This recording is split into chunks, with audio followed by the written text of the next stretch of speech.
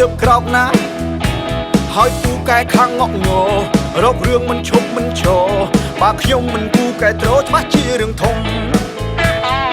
មានសង្សារស្អាតចេះតែទ្រាំទៅតែមករអ៊ូងើប្រាប់តែមិត្តភក្តិណាពួកវាស្ដីឲ្យខ្ញុំថាម្ដេចឯងមិនឆេងទៅណាខ្វះណាស់ស្រីពេញលោកកាម្ដេចឯងមិនយកណាស់ជួបជីវ៉ាចង់និយាយឲ្យវាច្បាស់ការពុទ្ធថាអត់ខ្វល់ទេណាសំខាន់អូនស្អាតបងចង់គិតអីគិតទៅចង់បែកឬក៏ចង់នៅពេលនេះក្នុងចិត្តវាបើសំខាន់អូនស្អា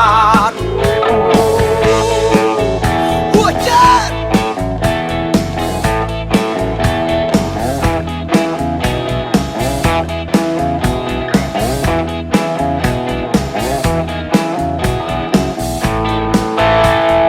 មានសង្សារមួយថាមុខខ្ជូតម្លេះទេតែអត់ធ្វើអីទេបងតបទើបក្រោកណា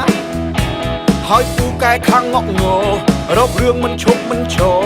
បើខ្ញុំមិនពូកែត្រោច្បាស់ជារឿងធំ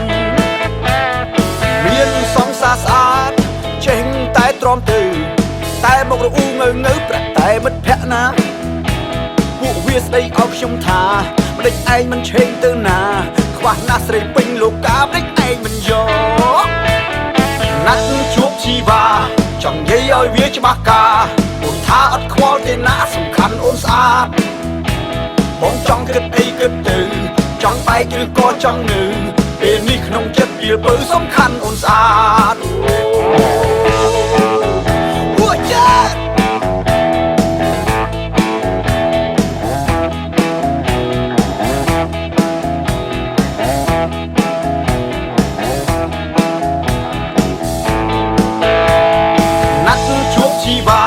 ចង់និយាយឲ្យវាច្បាស់ការពុទ្ធថាអត់ខ្វល់ទេណាសំខាន់អូនស្អាតបងចង់គិតអីគិតទៅចង់បែកឬក៏ចង់នៅ